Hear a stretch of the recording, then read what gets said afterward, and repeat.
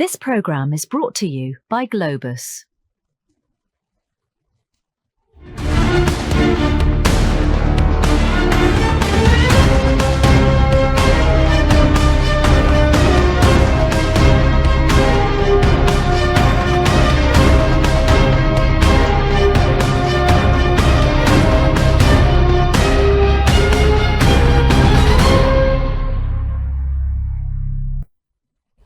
Hi there, and welcome to yet another edition of the program. I'm your host, with Darvina Clarice, and you are welcome to this discursive and knowledge-sharing program, Global Insider, brought to you by Globus in collaboration with the Pan-African media. We continue to look at what is a very utmost in the sphere of information, politics, and diplomacy, and how this shapes events around the global world. And that is why our topic for today is centered on tactics of hybrid information war and asking ourselves what we need to know to be able to avert all the polarization that we see in today's world. The rules of war have changed. The use of non-military means to achieve political and strategic goals. As the world is engulfed by chaos and war, attention is focused on who to blame. However, what is real is that it is during such moments that we understand the complexity of war and the tactics employed by actors to attain defined goals. Thus, information war is a clear non-military tactic that is used to cause confusion and shape public narratives or opinion on particular event. A case in hand is the recent one-sided report of the All Eyes on Wagner, stating Russia is forcefully and fictively recruiting Africans to fight at the front lines. The world equally watched how a conspiracy theory of drug cartels in Venezuela eventually led to the kidnapping of its democratically elected president, Nicolas Maduro. And to take us down memory lane, the 1994 Rwandan genocide was another conspiracy theory that started with just a radio announcement. The examples are many, yet the grave effects are colossal. A mind at war with uncertainty leads to uncontrolled actions or change of opinions, which oftentimes suits the interest of the few rather than the real people on the ground. Limiting the negative or spillover effect of information war is therefore vital at this stage. Thus, it is timely to define hybrid information war, identify its tactics, and pinpoint areas of interest and caution for all actors. Let's decode this with our esteemed panel of experts as we continue to understand how these tactics or information war can shape policies, can also affect the sphere of diplomacy, especially at the strategic level, and to look at the key examples which we just highlighted in our preamble, we begin to ask relevant questions of how hybrid information warfare is being carried out, especially in the world now that is highly polarized with lots of information, making decoding largely negative and putting still the minds, especially of those at the lower class at conflict. And this, I will join you right after the jingle as we uncover the panel to brief us and give us in-depth analysis on what our topic tells this day. Thank you.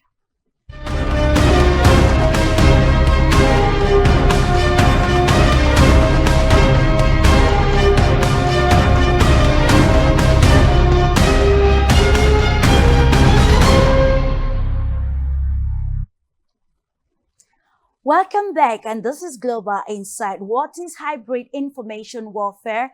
And of course, going straight away to Moscow, let's welcome political scientist and founder of Globus Expert Club, Julia Burke, joining us to decode the complexities of this hybrid information war that has actually polarized the global atmosphere or information sphere or scope. You're welcome, dear Julia.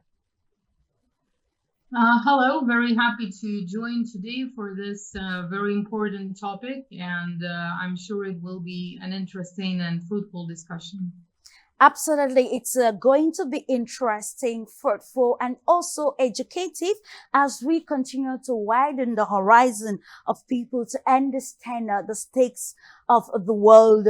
And we go now to Poland, acknowledging the presence of Konrad Rekes, journalist, economist, and leader of the Polish Center for Independent Scotland. Welcome to this very important program this day. Thank you very much, and I'm very grateful for the opportunity to discuss one of the most significant elements of the present war and geopolitics and geoeconomical issues as well.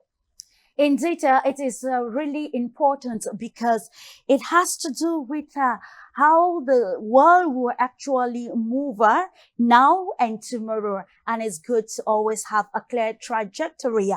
And to have a communication expert, we go to the North African nation state of Algeria, acknowledging Professor Laïd Zaglami, Algiers University, Faculty of Communication and Information. It's a pleasure having you on this very important session of Global Insight, Professor Laïd. It's my pleasure too, Clarice, to have you once again to be part of your program, and my regards to the fellow friends from Konrad and Julia and all the people who are watching this program. Absolutely. Thank you for giving time to this program as we continue to decode the complexities of the world. We'll also be joined subsequently by Steve Gill, political commentator and ex-advisor to the Bush and Clinton administrations. He'll be joining us from the United States of America. Without much ado, we kickstart with you, Professor Laïd Zaglami.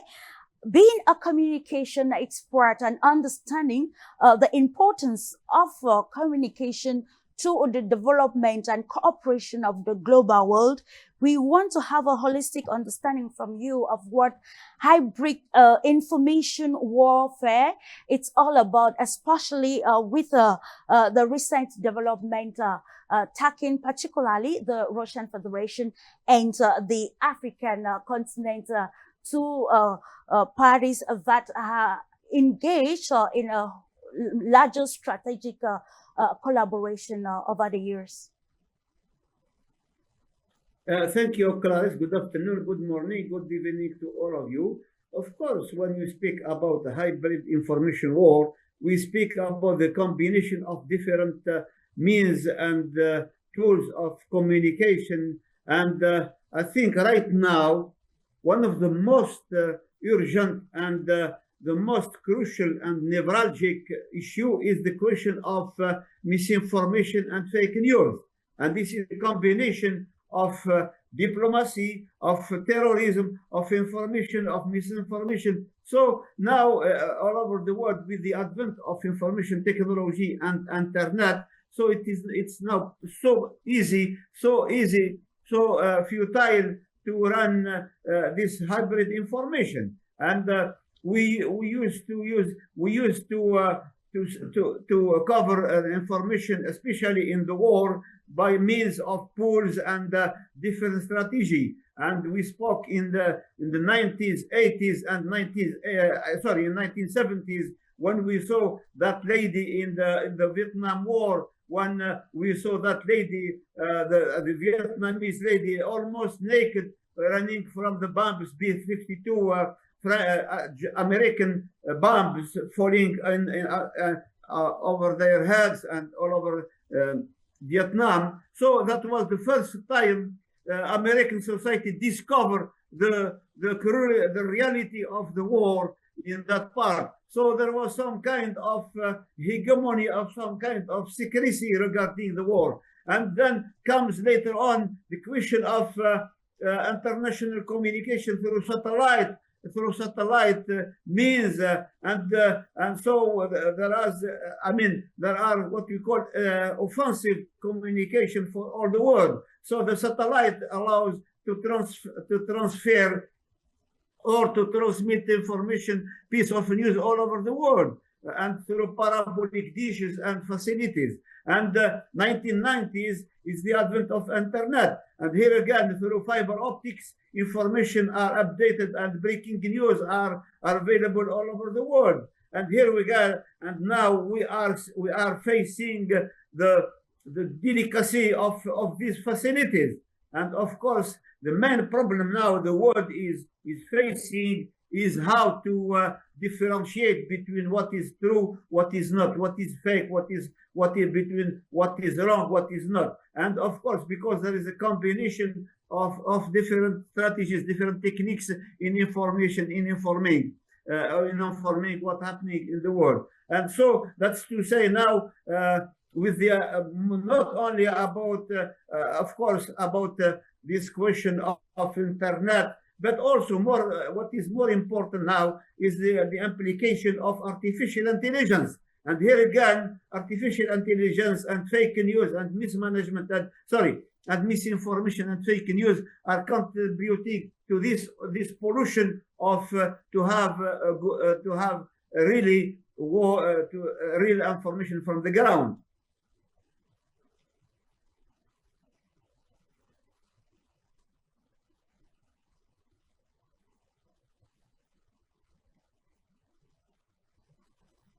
Introductory statement into a topic to make it more clear for understanding in the same perspective with you as a political scientist, and of course being embedded into political communication. We appreciate with you, dear Yulia, if you could probably define what hybrid information warfare probably represent in today's world, and how it shapes policies around the globe, especially around lines of diplomacy. It's a very good question, and thank you for this one, because when we come down to specific definitions, it becomes really not easy to clearly define what is misinformation, what is disinformation, because sometimes you have false facts, and it's easy to deal with false facts because you can do fact checking, and either something happened or it didn't happen, right? So Sure. that is the easy part. But when you deal with the most typical format of misinformation or disinformation that is being used now, you deal with interpretations. And talking about interpretations is when you take a fact and the fact cannot be denied, but then on top of the fact, you build an agenda that is taking the actual situation quite far from where it was, or where other people could have talked about it. So when we, for example, when we look at various military conflicts, in a military conflict, it's really hard to say that there are good guys and bad guys, because even the ones that are, let's say, defending themselves or defending their interests or whatsoever, they already get into the fight, which means that there are different issues involved. So in this kind of situations, when you have clear facts that cannot be denied, the issue is that looking deeper into the reasons for a certain event to be happening and the actual beneficiaries. And when you analyze the information through the prism of who benefits and what is being proclaimed as the goals and what the actual goals are, you may find a lot of interesting information discussed. and a lot of discoveries that basically become game changers in terms of perception. Because some of those situations, once again, they're not they're sprinkled with interpretations. They are covered by proclamations on human rights, on universal values, and whatsoever else. And it's really not easy to distinguish between, let's say, destructive information and constructive information in certain cases. But there is basically a step-by-step process where fact-checking would be step one, and then dealing with root cause analysis, dealing with analysis of beneficiaries, and all those other approaches would allow to actually understand the information in a more balanced way. And we see quite a lot of examples when something was perceived as a conspiracy theory, and those are some of the issues that you touched upon. Sometimes the false information was used to cover the actual interests, and sometimes the information was hidden. For example, one of the biggest scandals of this year so far is the release of Epstein files. And several years ago, many people thought that all of it was a joke of conspiracy theorists. But then you see that the person who was officially accused of various kinds of crimes happened to be quite an influential figure in political and economic outlets, and at the same time, that person used to organize events that attracted most of the American elite, for example. And it's one of those cases when what was believed to be a conspiracy theory was proven by actual facts and was proven by actual data, but that happened years after. And in this kind of a situation, it's probably quite hard for many people to deal with this new information and to see that, for example, the celebrities that they used to follow and the celebrities that used to do charity and claim to have done a lot for the society, at the same time were doing something not just illegal or immoral, but completely out of any kind of, let's say, acceptable behavior behind the closed doors and far from where they could have been seen. Bringing us to that point of, the problematic point of how can we navigate all of these, who is to blame, and of course, how can we ensure that we have more constructive communication in the world of multipolarity. With you, Conrad, as a journalist, it becomes really cumbersome navigating the sphere of information, particularly as you have the prime objective to relay information to the public, one that is not going to be so destructive, but the one that will educate and widen the horizon for better incision into the realities of the world. So from this perspective, how can we say are those, or what can we say are those tactics of the hybrid information warfare, and how largely is this affecting the sphere of journalism, especially with the presence of citizen journalism across the globe? Yeah, I could make, of course, my response much easier and shorter, saying that the true journalism, in fact, in the Western Hemisphere, has ended together with the pandemic and lockdowns policy, when the journalists haven't done the job. They didn't ask the question they should ask, and they didn't want to doubt and try to reach the truth, which is the most obvious responsibility of the journalist. But of course, I won't do such a shortcut. First of all, of course, the situation of media in general has changed with widening what you have called rightly citizen journalism. So it was the moment when this previously hard border between the creator of information and the people who are to, well, just take them, became much more blur and not as visible as previously. Now we can we can verify the information we received. So it's in theory easier for us to recognize misinformation. But still making this as popular as it is now, of course, in the digital era, makes us also harder to find what is the, I would call that real real conspiracy theories and what is the false conspiracy theories. Let's make it that way. Of course, it would be much easier for everyone if we just learn how to recognize some mechanisms, some techniques. And I would call in that moment works of one of the first authors working on the topic of disinformation. That was Russian writer living in France, Vladimir Volkov, who already writing in 80s and 90s creates some kind of theory, some kind of the description of disinformation as a method.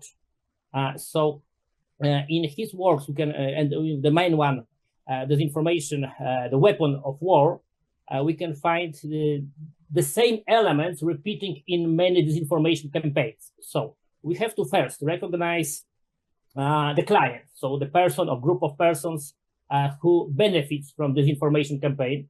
Secondly, we should find who are the agents of this campaign, so what the person who carries this disinformation operating through all the influence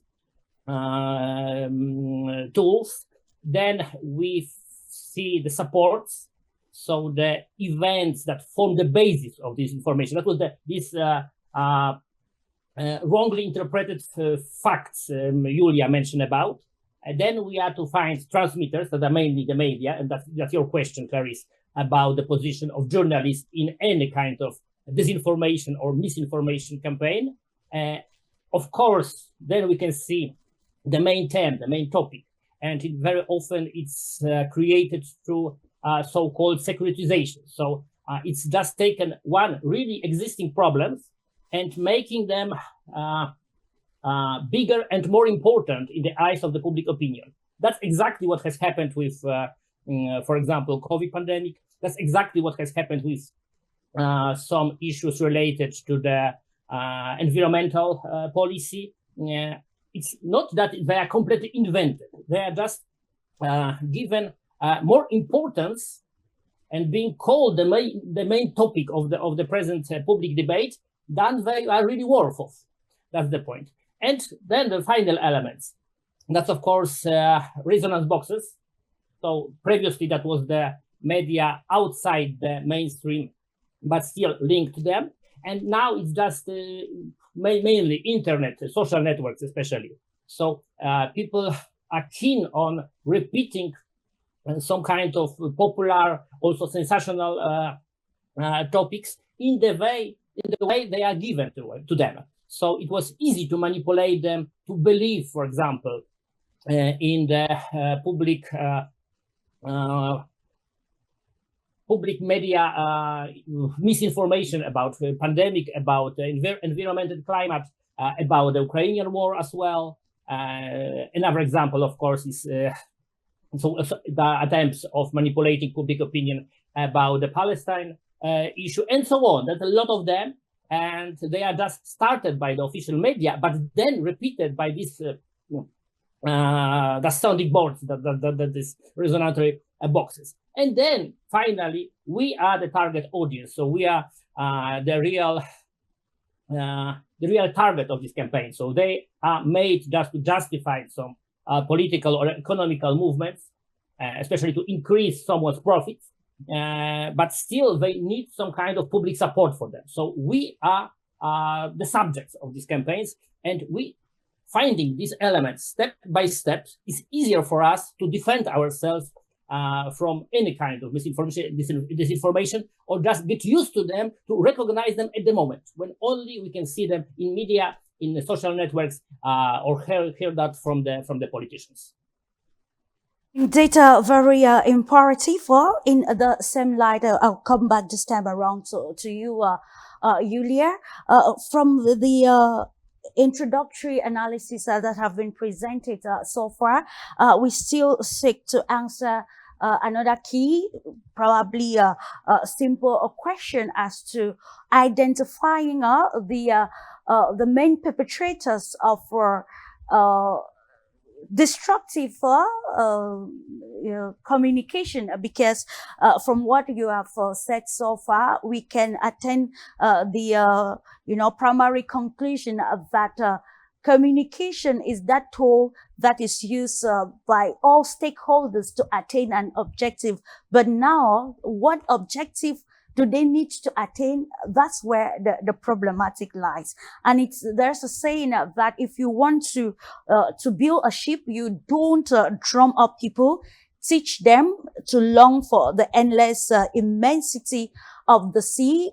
If I can give a simple interpretation to this in line with our topic, I will say to be able to help people, mitigate the negative effect, so they do not decode information negatively. It is imperative to teach, to educate on the realities of the world of communication, and how it has become a tool to frame policies, to actually counteract adversities and other aspects that have to do with the sphere of influence, interest, especially as far as diplomacy is still concerned. We come back to that. Well, the question of reasons is quite deep, and if we look at the history, or let's say observable or known history of humanity, we see quite a lot of examples that prove that information is one of the key assets and one of the key values.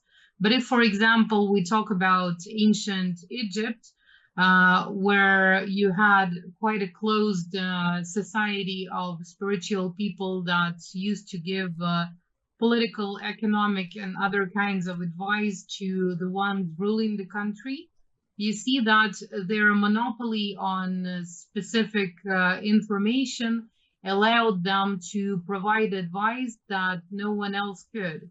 And this basically was the foundation and the very basis of their power and influence. You had a lot of historical examples when mass disinformation and very sophisticated campaigns in communication and let's say complex policies allowed to obtain obedience and acceptance from millions of people.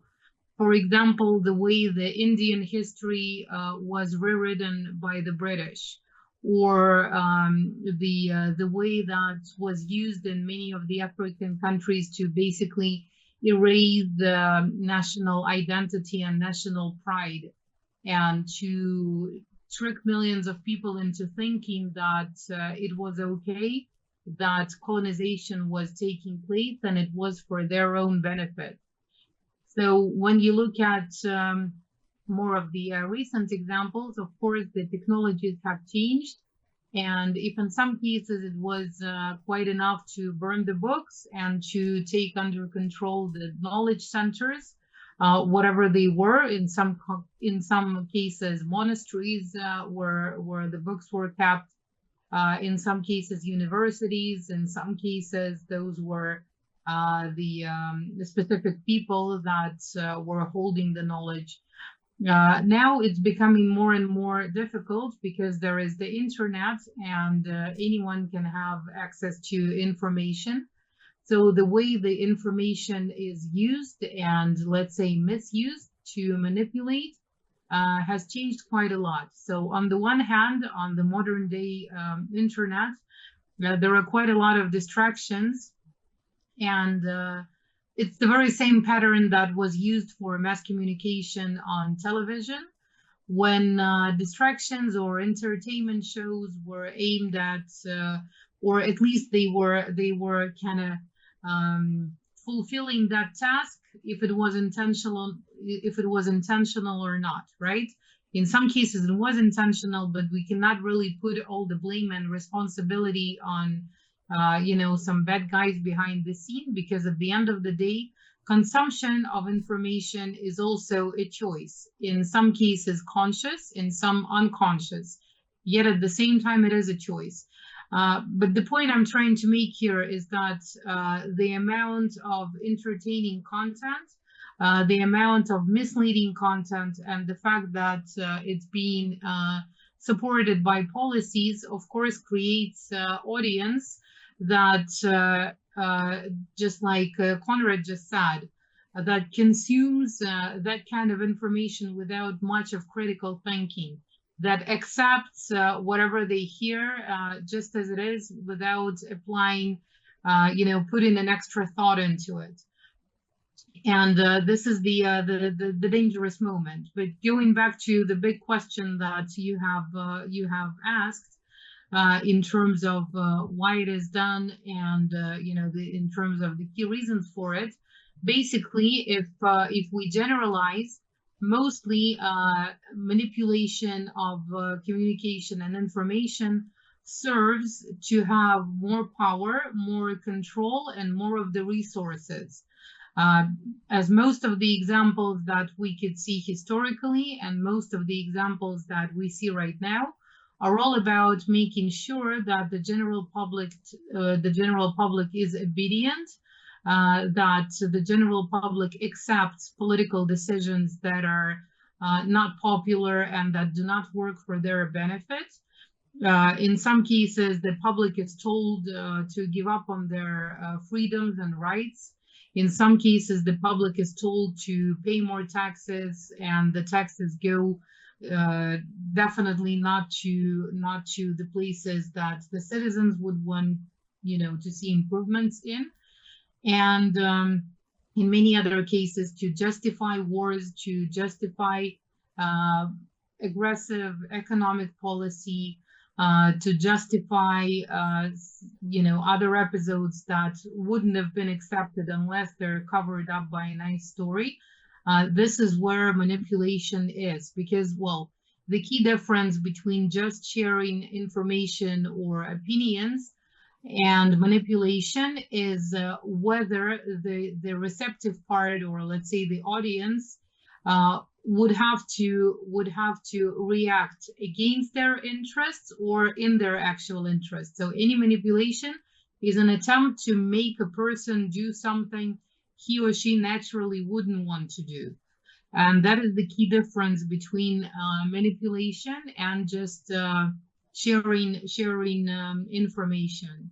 So if you're, for example, selling low quality products and you convince the public that those are high quality and make them pay for it, that's a manipulation. But if you sell a high quality product and you're being honest about what you're selling, with all of the advantages and disadvantages it could possibly have, then you're just sharing information about it. But when you say, I want to bring democracy and human rights to a specific country, and then you bomb that country, and the first thing you do is you take its natural resources, then there is a problem.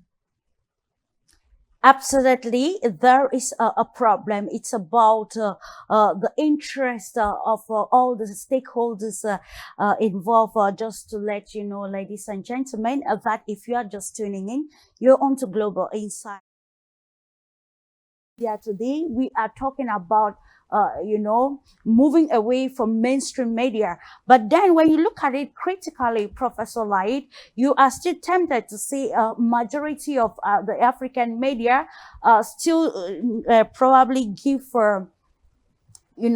mainstream media type of interpretation to the realities of what is happening, especially when it has to do with the African continent. And I think this is something that is imperative for us to analyze. We quite remember in the days before the killing of Muammar Gaddafi, they used to just refer to African presidents as dictator. And today we still face the same fate, that African presidents, especially those who have stand firm to defend their sovereignty at every level, they are being termed dictators, especially by the African media. So how can we use this information warfare to probably elucidate the theory of interpretation as far as controlling the African narratives is concerned, to ensure that the continent's trajectory of development and diplomacy is not undermined? Yes, the question is so clear, Clarice. I think just a few days ago we have this 39th summit, African summit leader. Of course, it held in Addis Ababa in Ethiopia, and we have so many decisions and resolution. But unfortunately, if we look at the agenda of the media worldwide, it didn't get enough space. This is exactly why Africa has not enough media space, because easily Western media has the domination of the world, and this is exactly what happened. Furthermore, we have those who in the West who have the power, the authority, and the hegemony. They impose what we call their agenda setting. They decide which is the first, which is not. And of course, they won't put on the lead what happened as decision for the sovereignty, to recover the independence of Africa. On the contrary, as we see now what is happening in London, in UK, and the worldwide Epstein crisis or Epstein scandal has got worldwide coverage. And this is it explains how unfair, how partial are the media when it comes to covering issues. So what I want to say, I think now I'm confident that the African leader should think of how to regain their authority, not only their independence on politics, on diplomacy, on mineral, I would say, raw material and mineral resources, but also they should have an authority of their own media, and the media is used of course, to manipulate, is used to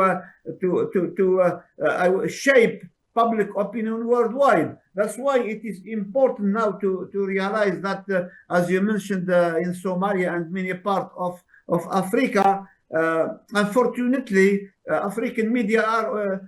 many African media are left outside the stream. And the main media, the main media in, let's say, we have some good example in Kenya, of course, in South Africa, in Egypt, in Nigeria, in Ethiopia. We have some good case of free media, of course, without forgetting the Francophone region in Western Africa, like Cote d'Ivoire and Senegal. But overall, we should now enable the African people, the African media professional, to express themselves, to have enough independence and free space to develop this. And of course, now, as I said, the fight now is between Western media and what we call the Global South media. And here, the war, what's happening now in Sudan, or in South Sudan, or in Sudan itself, or in Somalia, unfortunately, Western media portrayed that in very negative way. Because why? Because of the presence of Reuters agency, news Reuters, because of AFP, French agency, and so on. More than that, now we have the satellite with Starlink to report. Even more, now social media are becoming the main source of information, the main source of news. So that is to say, and even social media and social network have converted to being a news organization. And that's meant that traditional media like television, radio, and traditional media, radio, television, and press are under pressure. And so it's time that we have to think how to regain our independence. And as I said already, here we live in very fast world, breaking news, live coverage, and of course this is the war is already made in the studio instead of the ground, in the field, in the battlefield, as you said, Clarice. So time has come. We have to think how to regain, how to shape, how to recover our authority on the media, especially when it comes to our countries. As the leitmotif, the slogan in African, the last African summit, they say, okay, African problem should be solved by the African, for African solution. And this shouldn't remain just words, but it should be put into practice and give more impetus, more power to the media throughout the continent. And of course, without having this power, without having this authority, we have this freedom, without having all this liberty, we cannot do a lot, because still the media in many parts of Africa are under the threat of commercialization, of businessmen, of course, of authority, political authority, and so on and so on. Thank you so much, Professor Laida, for that. It is very vital, of course, facelifting the African media and ensuring that interpretation, especially of global events that have a direct impact on what is happening in Africa is concerned. Coming back to you, Conrad, we have a case in hand. I think probably you've been following the news of the recent report. I don't know how it was received in the Western world, probably in Poland but in Africa, we saw a mixed reaction, but we know largely it caused somehow confusion or a whole lot of negative reaction pertaining the release of this report on All Eyes on Wagner. And we again saw the strategy, how the timing, some proponents who always say that these people are involved in misinformation, or probably using communication or information as a tool to attain an objective. It's always, come as an agenda well planned. And that is what happened this time around, released at the same time, occupying various headlines and on the mainstream media that was actually brought across the African continent. We are talking about this All Eyes on Wagner regarding the recruitment of young Africans by Russia, which it said forcefully sending them to the war front. You are actually very versed with the situation in Ukraine, and probably the state of also volunteering in the special military operation, and all the stakes involved. And how can we actually navigate this, or probably do our present that type of information that will ascertain the people, the audience, and probably bring some sort of a balance and not conflicts in the minds, as what has already been caused across the African continent, that we see, to a lesser extent might affect the dealings between the continent and its new strategic partner. Yes, well, first of all, we have to remember about this position of disinformation within the war policy in general. There is the very old joke about Julius Caesar, Alexander the Great, and Napoleon meeting somewhere another world, and just looking at the present media. And Alexander the Great said, "Oh, if I had such a tanks and such rifles, I would conquer the world." Julius Caesar said, "Oh, if I had such a technology, these missiles and airplanes, I could be the biggest in the world." And Napoleon just is reading newspapers and watching TV, said, "Okay, if I had such media, no one ever listened about the Waterloo." And that's the point. You have to control the minds to even think about the wars. The main rule is the same, like Orwell said, that who controls the past controls the future, but who controls the present controls the past. So they rewrite whole histories. They change consciousness of the whole nations and generations, like properly Professor Zaglami mentioned. And disinformation is a part of every war, not only since Vietnam collapse of the American policy, but that it was absolutely typical for every so-called special operation or intervention or peace action from the deep 90s. When we reach already to the war in the desert and first struggle between America and Britain and Iraq, we can remember all these informations about mass graves in Kuwait, about the horrifying crimes perpetuated by the Iraqi force. And just after war finished, it was just cancelled and just silenced. Of course, one of the strongest examples in Europe was destruction of Yugoslavia, when the public opinion in the West, in the whole world, was just bombarded by this misinformation, disinformation about, again, mass graves, crimes, genocides, illegally perpetuated by the Serbians. And after all this finished, it just happened, misinformation. It just appeared to be another product of Western propaganda, exactly how it was shown in the Wag the Dog film with Dustin Hoffman, Robert De Niro, when we see war completely created, invented in studio, like Professor Zaglami mentioned about. It was absolutely visible when we seen Ukrainian conflict from the very beginning. We have to remember that the Ukrainian conflict has started with the overthrow of President Yanukovych in 2014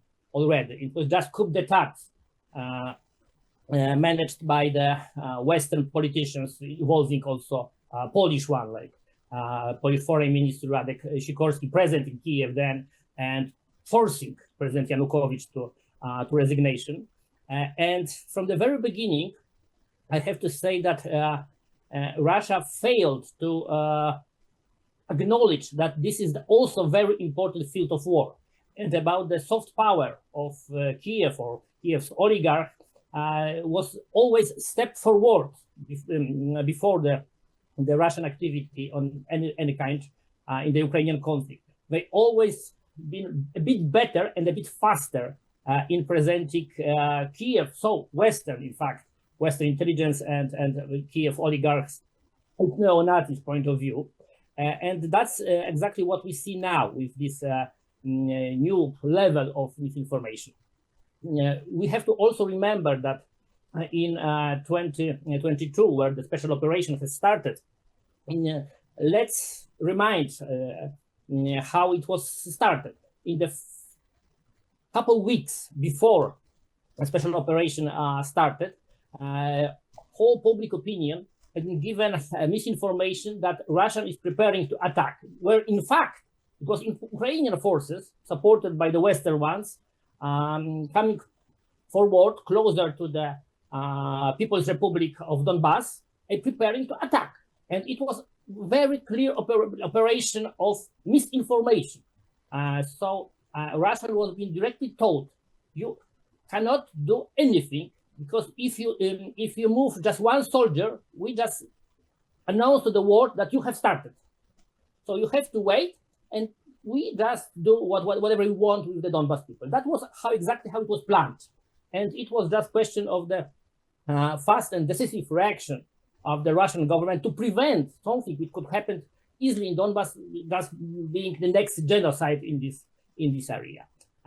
When you calling about this report and about this misinformation about African mercenaries, volunteers fighting on the side of Russia, you have to see the wider picture. This is the moment when the Western governments, including the Polish one, officially confirmed that at least 20,000 of the Western mercenaries fight on the side of Ukraine, of Kiev regime, and any kind of, and they have been given abolition from their own governments to fight on the side of Kiev. So they are now officially recognized mercenaries under some kind of protection of the Western government, which is a step forward to direct involvement of the Western governments into this war. So in the same time, they have to cover this information, very official one, and given in the forum of parliaments, Poland, of House of Commons in Britain, they have to cover this misinformation with something new. For example, that on the side of Russia, on the side of President Putin, there are hordes of barbarians coming from Asia, coming from Africa, and just wanting to, conquer the Europe. That's the message, exactly. That's why they love so much this information about Northern Korea cooperation with Russia. That's why they investigate any link between Iran and Russia. And now it's about exactly cooperation between Russia and African countries and African states wanting to finally decolonize themselves. That's the point. And again, they want to be presented as these good guys, the ones with the white hats in the Westerns. So again, they cannot say to the public opinion, okay, we would like to recolonize Africa. They had to say, no, we are protecting Africa from Russians and from Chinese.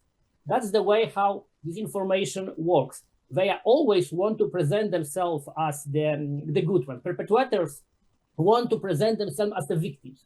Well, I think that Israeli politics is the main example of this kind of misinformation. How perpetrators, how the crime is presented as being a victim. That's the point, and we have to be very careful with such operations. Indeed, being very careful, especially across the African continent. How do we react to such situations in the same perspective with you, dear Yulia? I would love us to elaborate more on this very aspect. Conrad just highlighted fractured cooperation, and earlier on when you were talking, you probably identified the agenda and of course what aim do they need to attain from this. We can say to an extent that this actually they attained their aim because of the reaction that we saw from the African country government,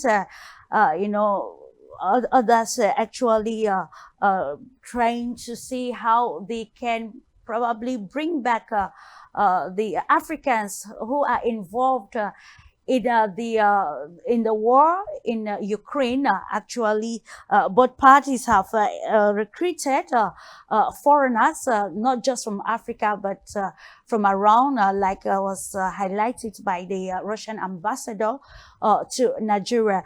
So let's see how this can probably, this Western strategy, which, a soft power strategy of misinformation, or can we say disinformation, can affect the strategic relationship between Africa and the Russian Federation in today's world.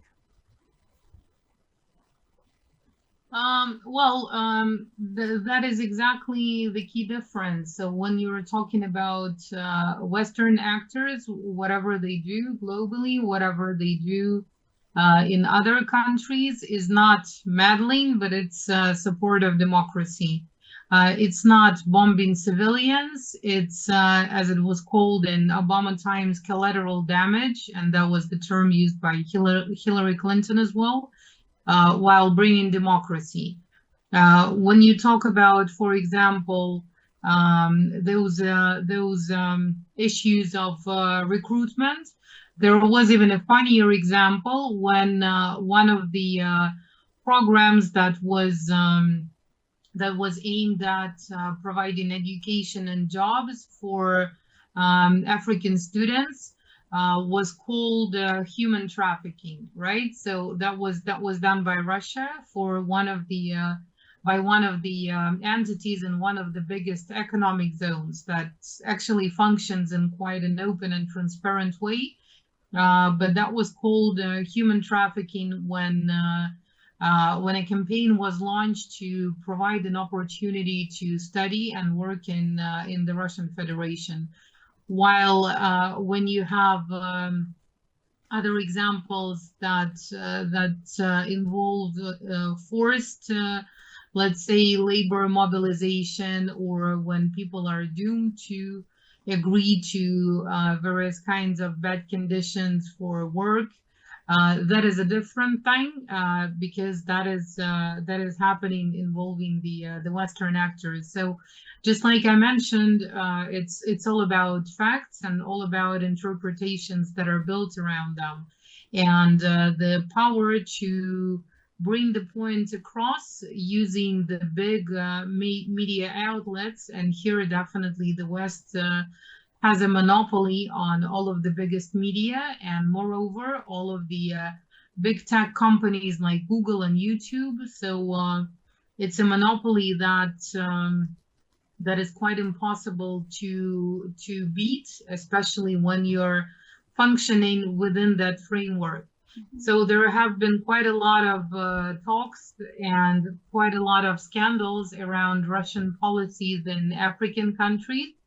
But the simple facts are that Russia is not as interested in natural resources as the Western countries are, because in Russia itself, most of those resources can be found, and moreover, they're not being used. So the cost analysis for, let's say, exploration in Africa would not really give optimistic scenarios, right? Sure.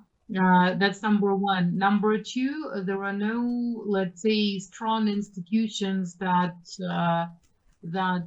Russian institutions that function in Africa, or that are intended to function in Africa in order to control economic, let's say, and financial flows.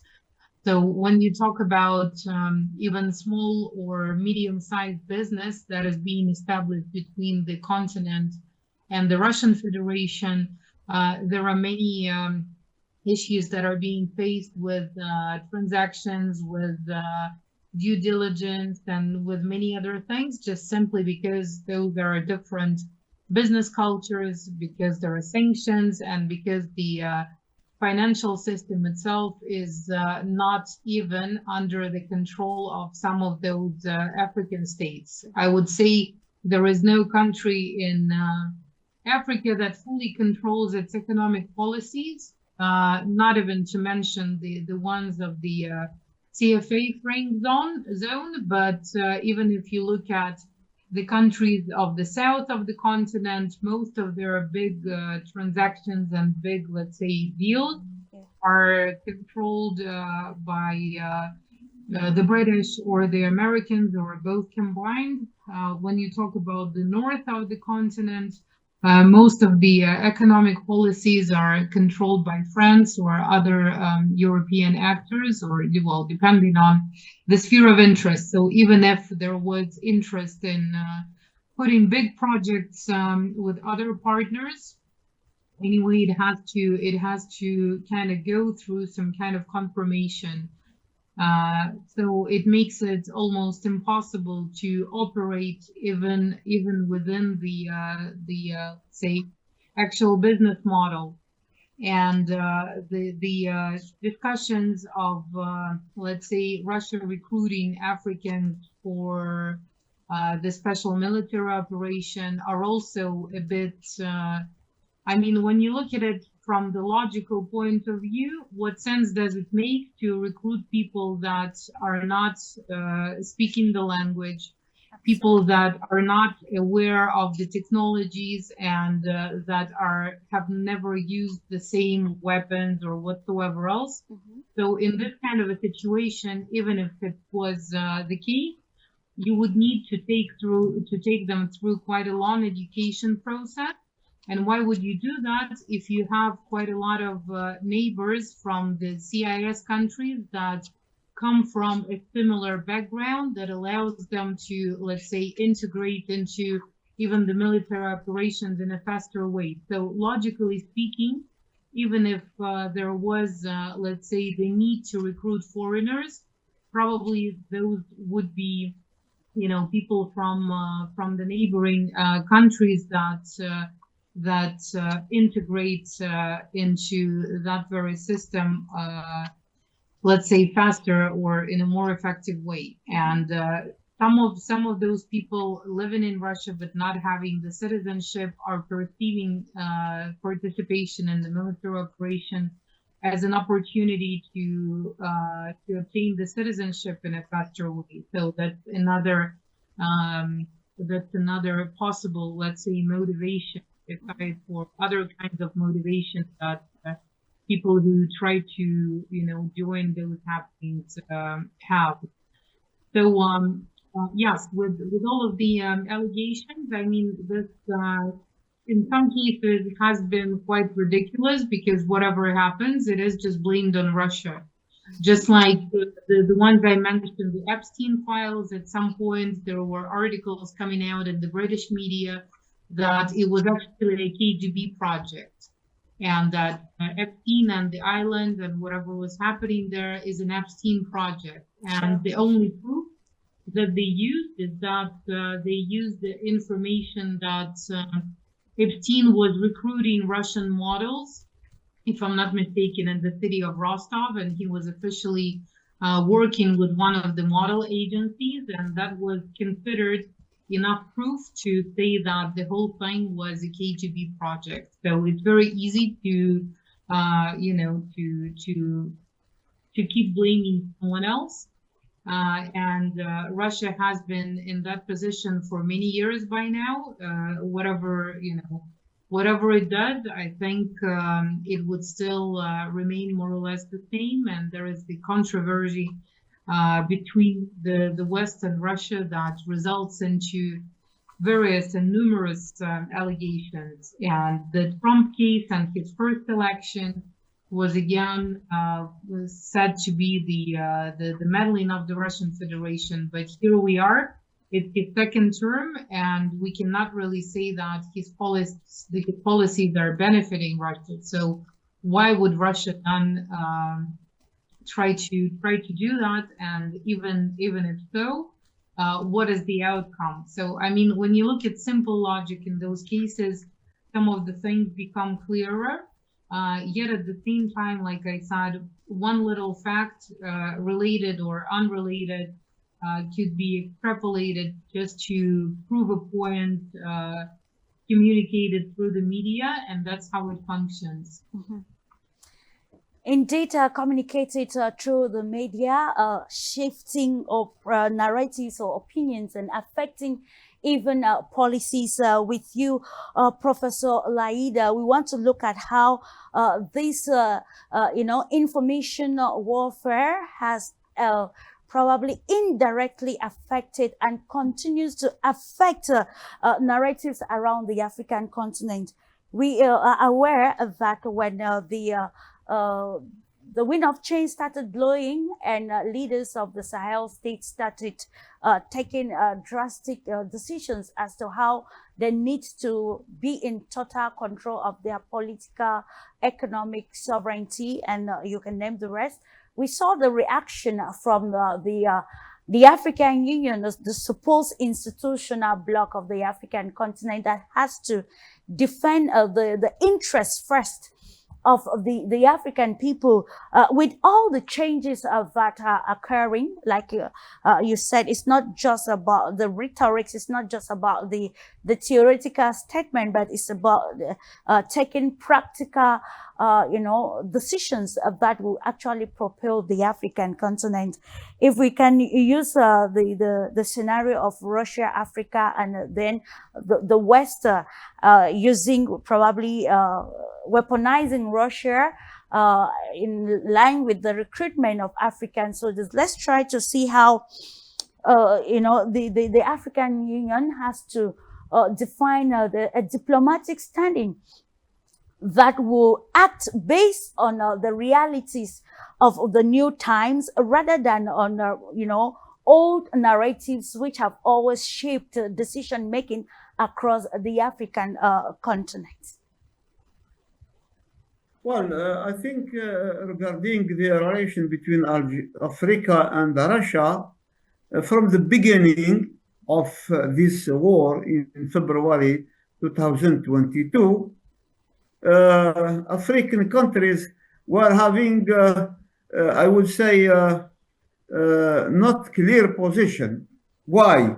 Because we have seen how the Western media has quickly jumped to this issue and make it as a global one. That's what makes some countries furious about this, I would say, this partial and biased position. And of course, at the same time, there was a war in Gaza, in Palestine, on the occupied territory of Palestine, but Western media did not care about that. And because of this double standard of the Western media, so African media were reluctant to support what happened in between Russia and Ukraine. But overall, we see the rift, a big rift between Africa and Western media, and because of that, we spoke about the global South. And of course, in the war between Russia and Ukraine, we are talking about we from the African side, we consider that African, I would say, this war is Western media made. Let's make it this way. It looks as it's a Western media business, not African one, because Western media did not care about what even happening right now in Sudan, in Somalia, in Democratic Republic of Congo, in Great Lakes, and so on. So in Western Sahara. So that's why the problem, if there is a problem, you have to blame the partiality and the bias of Western media, which put aside the concern of Western of African and global South. And from that, we understand that why there is this divided position in many countries.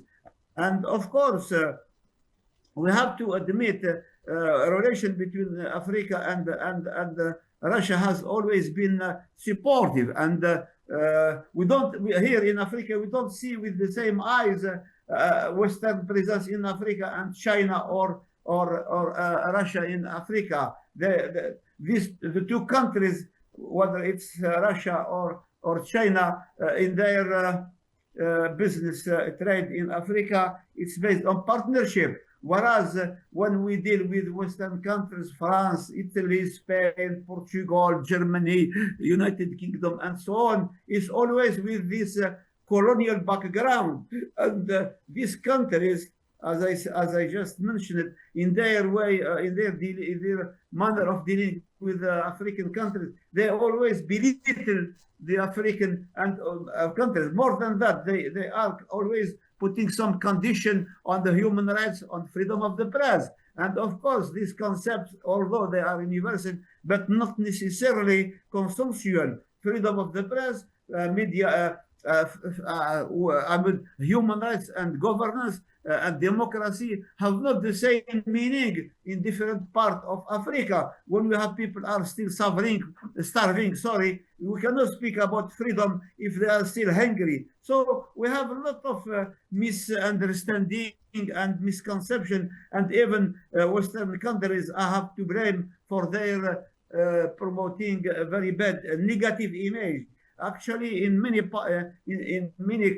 times they consider Africa as the continent of hopeless continent, the dark continent. So we have this kind of logo, this kind of slogan that are portrayed in the media, in Western media particularly, and that's why now we understand in last meeting, the 39 summit in Addis Ababa. Now, all African countries ask for reparation and retaliation from and the repair of justice, social justice, and independent political justice for countries which were under colonization from Italy, from Spain, from France, particularly Great Britain and Germany. So that's to say, really, that is if we have to blame, of course, we have to blame the media, the Western media, for being for having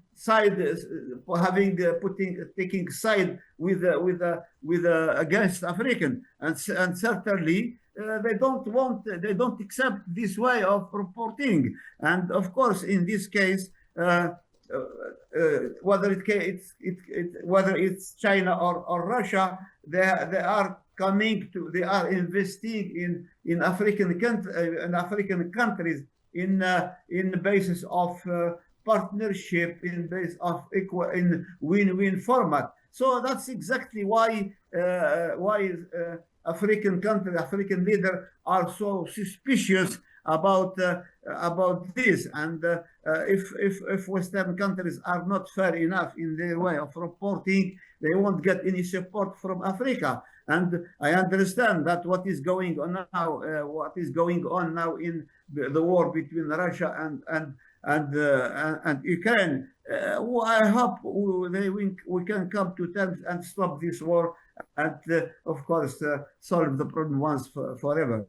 Thank you. Absolutely, it's about understanding how international politics affect even the decision making of a nation, and that is why we want to understand with you, Conrad, the principle of double standards, and still looking at the end result, because when we take a case study like we heard lately the U.S. Secretary of State speaking and saying that it was time for the USA and the European partners not to forget history, but then to be more actually intentional towards having back the rules based on that which actually is no longer feasible in this world of shifting alliances or new alliances, where we have major stakeholders joining the international arena in terms of decision making, policy control, and even the economic deliberations. And this actually attracted a whole lot across the African continent, the global south, and elsewhere in the world. That is just to show the realities. Now a narrative has been created to destabilize or to create confusion in Africa, and probably bring about this confusion to attain the agenda the agenda that is defined, especially at this time that countries are being advised to work especially on their security agenda, to ensure some sort of safety because of the uncertainties around the world. Well, yeah. First, we have to see how this narrative from especially the United States has changed toward African countries. We can now hear from President Trump very aggressive language towards, for example, Nigeria, who, as we all remember, has been just left by the American investors, has been just cheated by them, in fact, and now is presented as some kind of another serious global threat to American security. We have to remember that President Trump mentioned Nigeria just after Venezuela, when he listed the possible targets of the next American operations, Venezuelan-like. Yeah.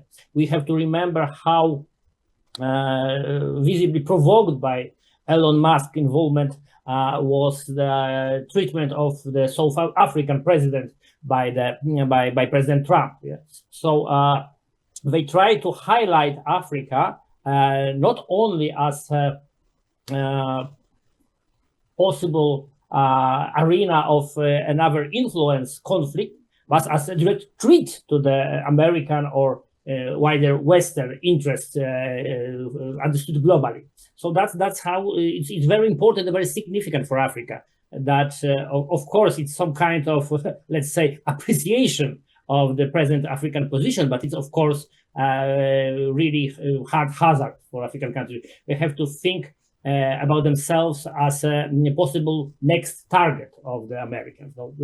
So it's absolutely obvious, I believe, for everyone, especially when we remember that American policy is in fact just widened Zionist policy. So when we observe interest of Tel Aviv government in the Northeast Africa, in Ethiopia, in Eritrea, in Somalia, we can see that if Israeli government sees something like possible target or possible arena of realizing own policy, Americans just came and do not manage that for the Israelis. That's how it works. That's what we can see, for example, also on Iranian issue. This is the problem not of Americans at all. That's the ideological point of view of Bibi Netanyahu. That's why we have all this increasing American presence around Iran. So that's what we have to absolutely remember about. One important thing Julia mentioned about resources. Yes, of course, someone accusing Russia of an intention of steal someone's resources must be just met. That doesn't know how potentially rich in resources Russia is. Whatever we are talking about, rare earth elements or natural gas or oil or anything else, including gold and uranium. But we have to also remember that, in fact, we are now in the very beginning of the future conflict for resources. And it's not only the point who gain them, but the main purpose of such a policy is to prevent other powers, our competitors, to control them or to have any influence of their usage. So that's why we look at Africa as well. And I think that the most important is to cut any links, any cooperation between Africa and China, especially, because we have to remember that the main competition, the main conflict, which will define present stage of the geopolitical affairs, is between United States and China. Sure. And Africa, as a potential Chinese partner in this competition, as these African countries who has very successful experience of cooperation with China are potential American and British, French, and other targets, because they want to prevent what is, I think, unavoidable for now. That is gaining the very first geopolitical dominant position in the global economy and finally in politics as well by Beijing. And Africa could be easily element of this necessary human victims of such a conflict between the United States and China. Absolutely. And of course, the agenda is quite bigger and complex. Now that you see probably that the war for control probably of resources, of position and even power is being fought right down to the African continent using this misinformation, disinformation at the same time. Earlier on with you, Julia, we highlighted that just a radio announcement in 1994 caused the 1994 genocide in Rwanda. We also have a case where the Western media used the Operation Colonna to, weaponize the leadership of President Denis Sassou Nguesso. We also see scenarios where, African leaders are being termed a despot, especially those preventing infiltration of, of the sovereignty, political and economic sovereignty of respective nations. Now it is clear those are realities, but then it is always imperative to derive a strategy to be able to move forward.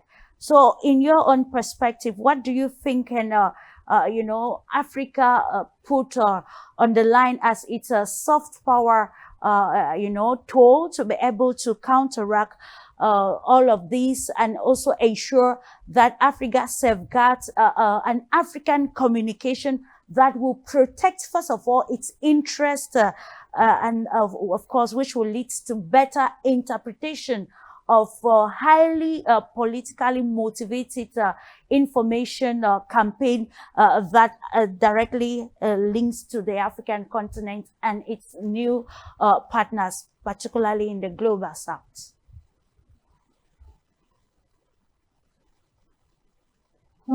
I think now we are observing a major renaissance of Pan-Africanism, meaning that people are becoming more and more aware and conscious about where they come from and about global processes as they are, without the ribbons and decorations that were put on them by the colonial and neo-colonial powers with their methods. And I think social networks are playing a great role in this, because once you compare the information that you get from people, from the ground, and the information that comes from the major media outlets, you actually see the difference. And Rwanda, an example that you made, well, they have changed their policies after the 1990s. To make communication, or let's say official communication, more strict and controlled, because what was coming to the global news, the reports that were coming to the global news were not actually reflecting the situation, and the following, let's say, years were defined by, again, continuing to misinform the audiences on the situation in Rwanda. So one of Rwanda's greatest achievement is that after the hell basically that broke out loose over there in the 90s, they managed to rebuild the country. They managed to facilitate reconciliation process. And you see that the country now is actually doing well comparing to many of its neighbors, even though it again had to maneuver between the interests of global powers. It had to maneuver a lot in its foreign policies. And it has to, of course, try to find other strengths, as the country is relatively small, only 10 million of population, and it doesn't have as many resources as some of its neighbors, let's say, and it's definitely using other methods, but they're great at security, and they're great in IT sector. They're great in many other things that have allowed them to restore normal life, just let's say 10, 15, 20 years after the country was a complete there is no other word but hell that I can use, because the genocide took millions of lives away, and people didn't even understand what was happening, why it was happening, but the streets were just bleeding, right? Sure. So Rwanda is one of those examples that shut down, and in terms of communication as well, and it managed them to, and it allowed them to rebuild the country from within. Yet now the situation is changing, as I mentioned, is changing greatly because of the social network, because of accessibility of information, because of different points of view that can be presented on social networks. And I think it plays a huge role um, in the way that many people actually see political processes and define them. Because, for example, when Angela Merkel was the Chancellor of Germany for almost 20 years, it was okay. When Erdogan is running Turkey for more than 20 years, that is sometimes okay, sometimes it is not. But once you have someone in Africa who's there in place for more than 10 years, that is definitely a dictator. When you have Bill Clinton as the president of the United States, and then you have Hillary Clinton running for presidency, that is okay. That is not nepotism, there is not corruption. And of course, she was doing it because of her own achievements and not because her husband was the ex-president. When you have George Bush Sr. and George Bush Jr., that is okay. That is democracy. There is no issue.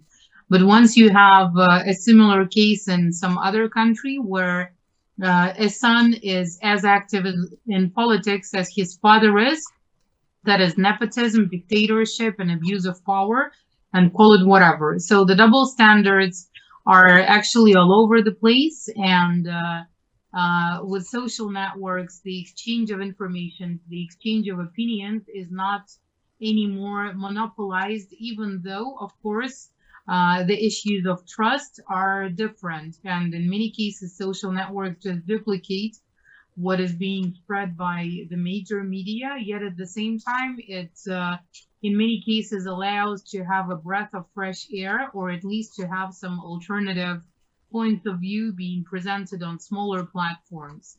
Another issue that we haven't yet brought up, but is still still important, and it plays a great role now, and its role will be progressively increasing, is the AI and content generated by AI, because AI learns using particular models, and it basically recreates the very same information that it was taught on, just like human beings teach and learn. But the issue we're facing already is that there could be masses of information that have something false at the very core. And with the amount of duplicates created by artificial intelligence, quite soon it will be really hard to find alternative, let's say, information in this ocean of similar pieces of content. And that's another threat, and we already see it happening quite a lot. We already see that many of the scholars are using AI, and this is how the science could be going to a dead end when the same information duplicates and creative thought is not appearing, and AI sometimes takes information not even intentionally false, but maybe information with mistakes in it, and then it bases all of its further analysis on something that was initially quite corrupt. And of course, human beings have the same flaws, and as the history was developing, there was less knowledge, less access to information. But the risk of today's world is that the amount of that information, those could be millions, if not billions, pieces of content daily, right? Sure. So that is many times more than the human beings ever produced. And this is an ocean that is easy to drown in. Indeed, a process that is easy to drown in, which actually aligns with the statement that information warfare actually leads to manipulation of information, which is trusted by the target, of course, without the awareness of the what it intends to attain at the end. That is just to see many international fights, highlighting Africa. The African continent doesn't actually stand alone, but then is at the same time a target. So with you, Professor Laït Zaklame, I'm coming back to you. Let's try to see how this manipulation has created some sort of confusion and, of course, polarization in the media landscape, to the fact that the process of gatekeeping has been is deteriorating, and of course bringing about the vulnerability of states across the African continent, because we are aware that in spite of the situation, there is always need to protect some vital information that, if released, can make a state vulnerable to either direct confrontation like war, or probably indirect, or some sort of soft power maneuvering that can endanger more the country rather than protect, as often been the case. You are right, Clarice. That's what we have been watching and witnessing for so many years. Africa is at the mercy of what the media landscape all over the world, dominated by the Western, is portrayed. As I just said to you, Africa is portrayed in very negative way, in very negative manner. And of course, the complicity of the media is there, of the Western media. What I want to say, I want to say that while the media, Western media, claim that they are impartial, they are objective, they are professional, they are transparent, but when it comes, this is for themselves, their own society, their own communities. But when it comes to the rest of the world, and particularly those who do not get along together, like China, like Russia, like what we call the global South, and particularly the African country, they are very cynical. They are very negative about the image they are trying to, and of course they always portrayed these countries as disastrous. And this is very bad for we don't have, I mean, people in the African feel that they don't have fair treatment, exactly fair treatment from Western media, and consequently they don't go along with, they won't accept. And that's why so many experiences now in Africa, in some African countries, in terms of media, professional and so forth, have been successful, as I mentioned already. But it's better, it's always nice to repeat, to recall in Western, I mean, in South Africa, in Kenya, in Ghana, in Nigeria, also in Ethiopia and elsewhere. So there is really, as the panel has said, there is awareness that we do not expect from Western media to be indulgent, because they are using the media as a tool, as a tool of war, to misinterpret, to belittle, to misinform the world about this continent. But on the other hand, at the same time, they want to get the African resources. They want to get African raw materials and mineral waters and so forth. So exactly this kind of way of reporting and covering does not work anymore, because African are now aware of of this manipulation. And I think the results, the outcomes of the 39th summit last 2 weeks explain that there is really a positive prospect for the future of the continent, bearing in mind they have some promising projects, like as we have already known, Agenda 2063, African Continental Free Trade Area. Then we have all this work done, activities done by different regional economic community and projects like we have now in Algeria, for instance. For the first time in the history of this country, we just inaugurate a railway worth 950 kilometers from deep of the south and to the north in the west part of Algeria in Oran. And there are other projects for setting another railway train from Algiers deep to Tamnaras.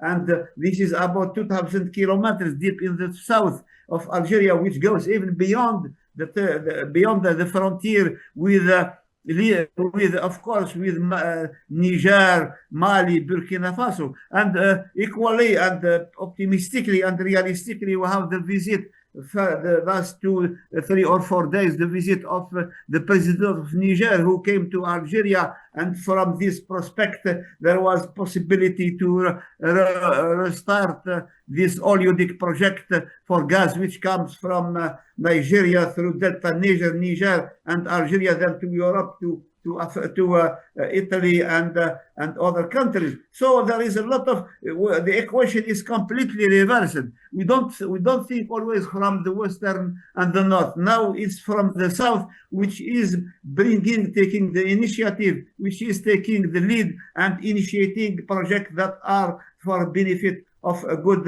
rapprochement or positive partnership between Africa and Europe, and particularly countries in the southern part of Europe. Now, of course, we still highlight that the primary goal of this information warfare is usually to change narrative or to shape narratives, and that is why we have other principles like psychological operations, the dissemination of information with the aim of changing how a nation reacts to a particular event. And we are going to use still a case that you are familiar with, Conrad Rekes, the Ukraine war and the position of Hungary. Lately, the European Union made the world to understand that they can survive without Russian energy or gas, and of course setting a deadline. And today we saw how some countries actually protested that, particularly Hungary, and we quite also recall that its prime minister said that Ukraine is not actually fighting for Europe and is still against Ukraine's accession to the European Union, saying it will bring the war to Europe and indirectly or to extort money, as we want to bring again the corruption scandal that will always surround such scenarios. So now let's try to understand the practicality of Europe being independent of this very valuable resource by the year 2027. Can we say it's some sort of this information warfare or misinformation just to affect or maybe change public perception and behavior, especially away from Europe, making the the European Union still to have again some sort of relevance, even though the realities on the ground are showing something else? Yeah, I think that it's a very good example of how disinformation works, because when we look into the European relations between Russia and Europe, in the field of energy, especially cooperation, we can see how attitude from the European countries has changed even before the special operation has started.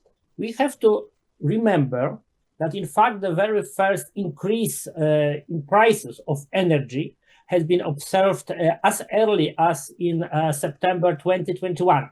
So it was 5 months before special operation has started, and it was totally unrelated to the situation in Ukraine or wider in the post-Soviet areas. It was only caused by the financial operations, in fact, partly linked to the energy transformation of the Western economies, but mainly because of the widening usage of the speculative financial tools like ETS,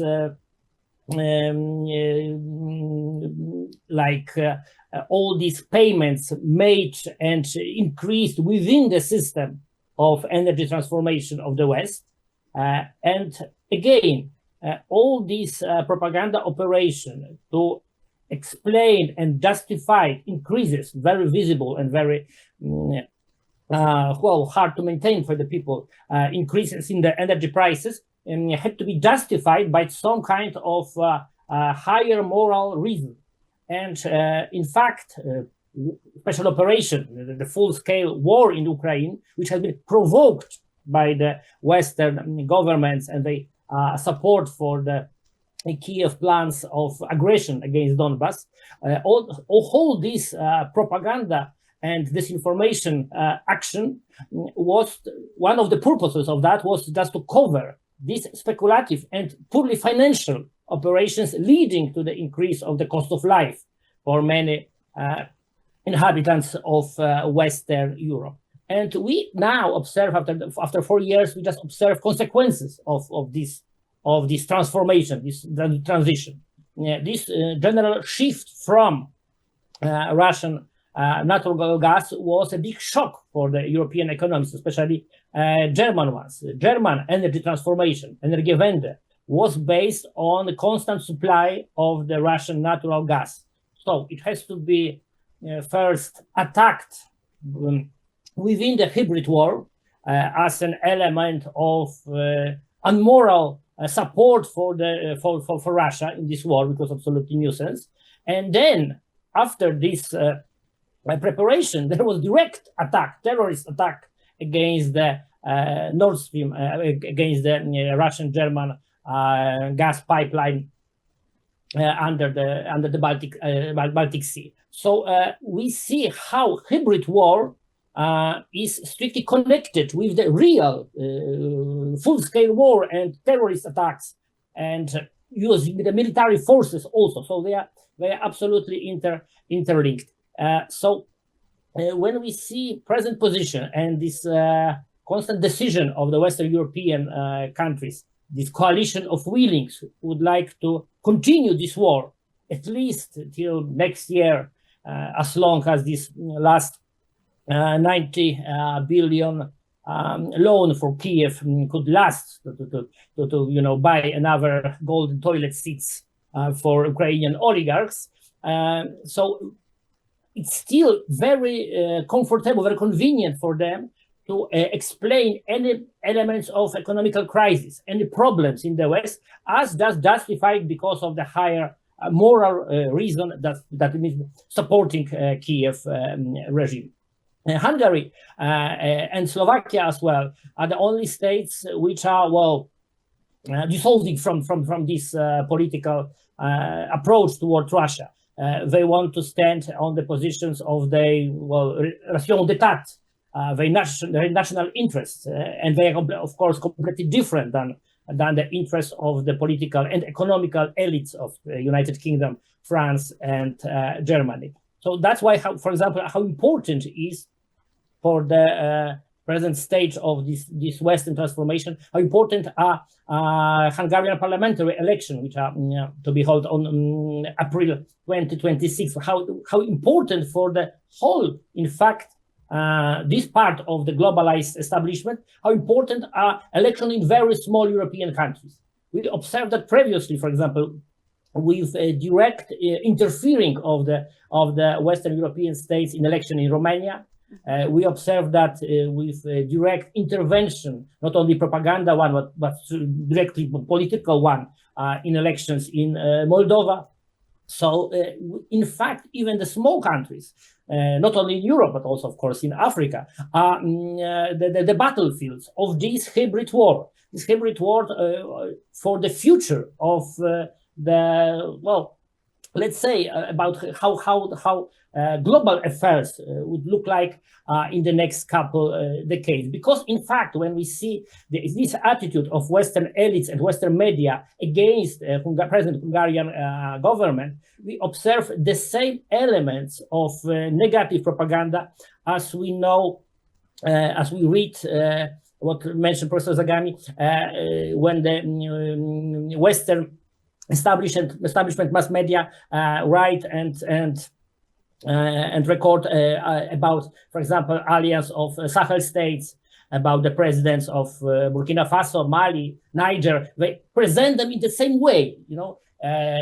We know this language. They are bad guys, and we are the ones with the white hats. It's exactly the same methods, even if some small elements has been changed. And one element at the end, the most I would say not obvious things in this whole great operation, including elements of society transformation and financial speculative movement, is why in the same moment Western European countries are in line of collision with Russia and with China in the same time.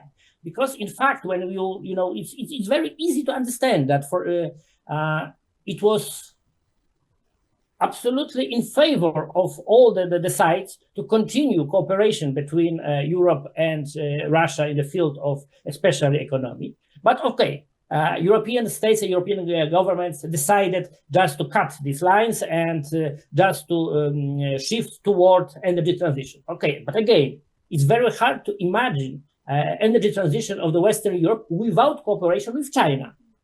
Yeah, because that's the main source of the technologies and rare earth elements in the present world. But again, Western governments didn't want to reconcile with China. They want to keep the line of conflict, ideological mainly one. So what is the purpose, apart from just being alienated elites governing terrorized and manipulated societies? It's still hidden. So we can only guess why these people are doing something which is as obviously against the best interest of the Western societies as well.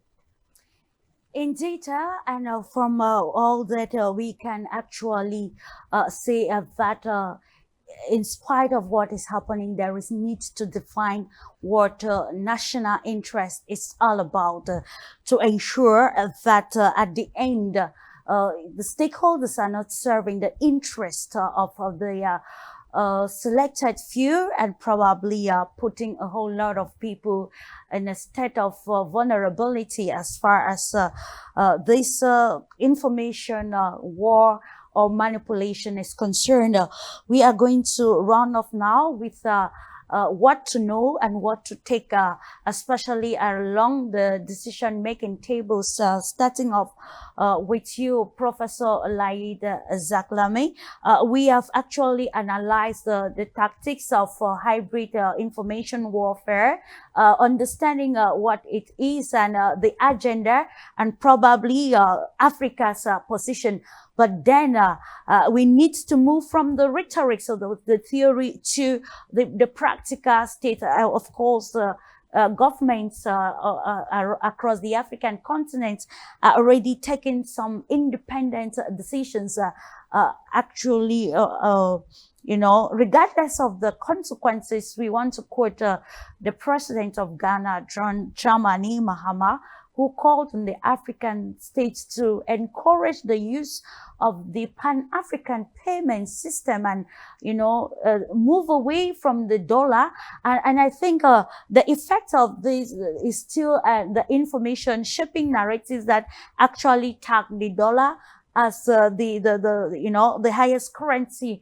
Now it is about being practical. So in your own perspective, Professor Laida, what do you think should be the agenda of the communication agenda for the African continent along lines of politics, journalism and communication as a whole, and diplomacy and other stakes that can help achieve the defined agenda for Africa in a Yes, can you hear multipolar me? setting? Yes.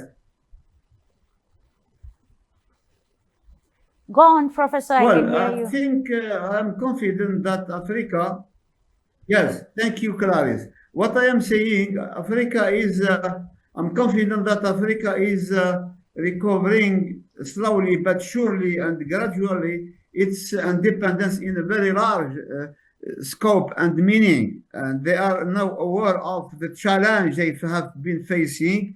We will not, I think this is my conviction, Africa will not be recolonized again, that's for sure, because we have vibrant elite, vibrant leader all over throughout the continent, and therefore they are aware of the tactics that used by Western countries in manipulation and in disinformation and so forth. So I think they have now, they have been setting different projects for strengthening their own unity and own cooperation, because they have the human resources, they have the raw material, they have the political will. So all the conditions are in their hands to really negotiate on a better position, on a good position. And now I'm confident that all the action they have been taken and measure and the resolution they have been adopted,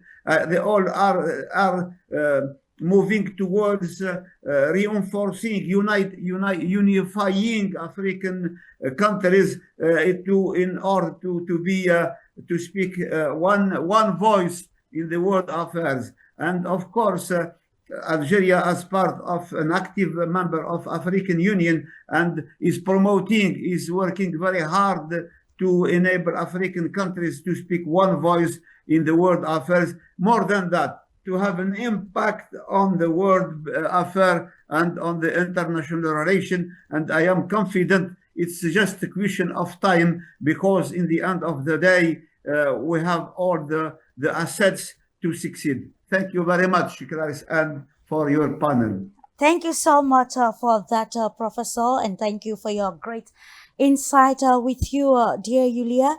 It is actually crucial and a pivotal moment for African countries, and particularly the Russian Federation in terms of solidifying security, diplomatic cooperation, and other areas that that needs to move away from the traditional rules-based narratives or other in order to present Africa, like Professor just mentioned, as a main stakeholder in world affair, in decision making. I think recently the United Nations Secretary General actually Secretary of States noted this while attending the African Union Summit.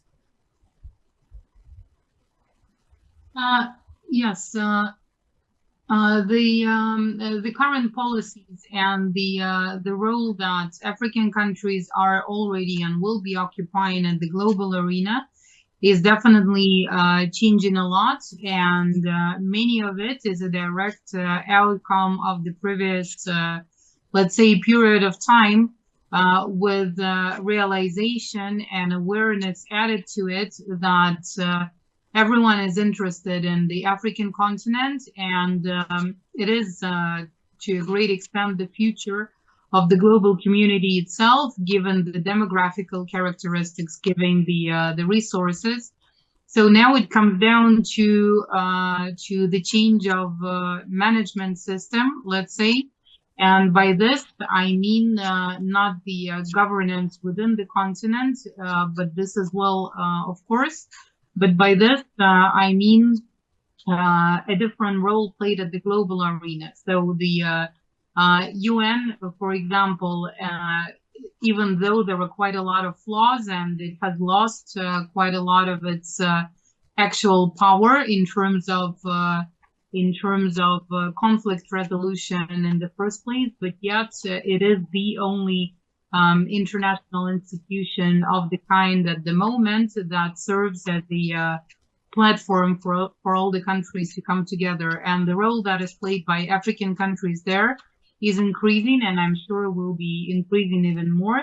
But this is becoming quite an outdated mechanism or institution. So I think that the future of the international relations with African countries playing a greater role in them will be defined by new alliances and by new policies accepted first at the country level or regional level, and then taken up to the global arena. We already see a lot of changes in policies happening in the central part of the continent, and the alliance of Sahel countries is definitely something that France, for instance, or European countries weren't expecting. But this is how diversifying partnerships and this is how changing the regional policies allows to actually say a loud word at the global arena and to make this word be heard by everyone pretty much.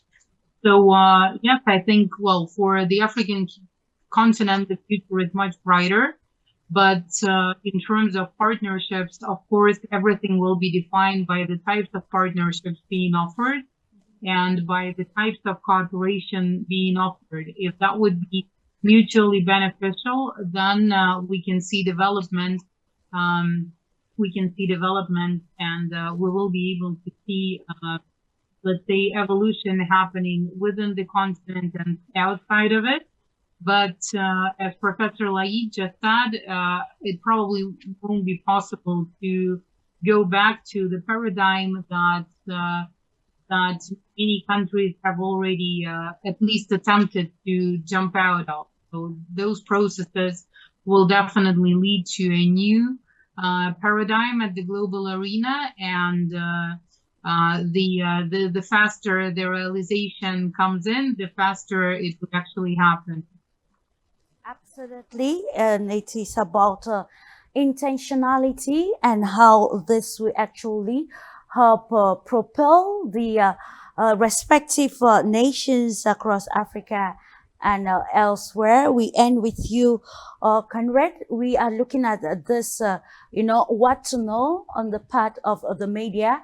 We ensure that when political communication is important, diplomatic communication also is important.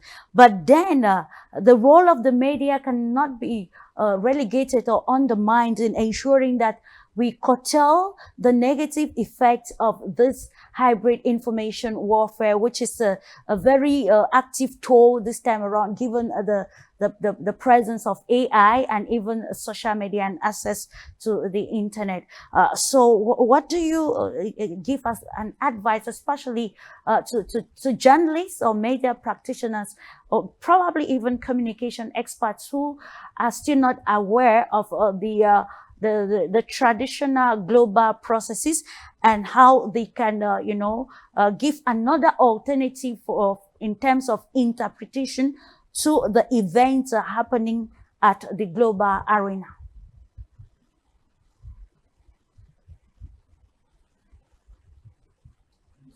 To be aware and conscious receiver of any kind of information that allow us to exclude misinformation and recognize disinformation. Another term popularly used in the theory of disinformation, that's Golitsyn's scissors, named after higher KGB officer who defected to the Western side. And one of the theories of the disinformation described the situation when the first element of disinformation techniques is to create big lie. So, for example, like Julia mentioned, that there are no Epstein files at all, that there was absolutely nothing wrong with the knowing Epstein. It was just purely business relations between him and the Western elite. That was the first line, main one for the last couple of years. And then you have quickly create counter lie, another one which helps you to cover the truth. So we know exactly that now this counter lie is okay. Epstein affair is real, but it was created by the Russians. Yeah, we all know that all the links of Epstein goes to Mossad, but we have to, of course, believe in this counter lie that it was, Russian inspiration. So that's the perfect example how it works. And now we have a lot of new media created directly by the same elites, but the same intelligence agencies which control the mainstream medias. And they pretend to be independent. They pretend to present a different point of view. They pretend that they offer us some hidden truth about the international or internal affairs of the world, but in fact they are just increasing this informational fog over us. That's the small curtain over the real world affairs. And still, so we have to be really, really careful when reading or watching or finding these so-called independent sources, because in fact they are just another tool. That's the counter lies. That's another blade of these Golitsyn scissors. I think it's very important. And another element, what Professor Zaglami mentioned, is cooperation. It is not accident not incident that all, for example, interest of main Western media about Africa is to prevent cooperation of African states. That's why, for example, I don't know, President Traore is one of the main black characters for the Western media. They want us to prevent any kind of cooperation. That's why, for example, they invented the story of the Africans recruited by Russia. So it was okay, don't cooperate with Russians because they send you to war. That's the simple message sent also to the African audience. That's the very simple advice for us. If they are afraid, they are scared by our cooperation, we have to cooperate. That's the answer. Absolutely, the world has to cooperate, but cooperate mutually, as we are facing the state of multilateralism. We are in the state of a multipolar society, and it brings us to that position where each power has the right to cooperate with any country of their choice, given that the national interest is not at stake. And that is why we still ask this question, particularly to African stakeholders, to re-examine, to look deep, to see if actually weaponizing the Ukraine war in terms of recruitment of African youths to fight in the front line is actually a psychological operation or some sort of a desperate revenge against African revolution, African sovereignty. And it is on that note, ladies and gentlemen, that we are going to close today's edition of Global Insight, while thanking our panel of experts for the clarity or in-depth analysis, highlighting key terms. And we want to note that where there is an information warfare, we know that there is a strategic agenda, and it is imperative for any stakeholder to analyze if actually you are a target or probably you are being used to attain another level. And it brings us again to underlining that it is all about the interest, national interest of the people and not for the selected few. It brings us again to see that there is need for a strong political will, particularly across the African continent, to be able to withstand the complexities of the international dynamics or global affairs. Thank you so much. And it is on this note that we draw the curtains while wishing you a blissful or wonderful weekend in the company of programs on your Pan-African media. Bye-bye for now.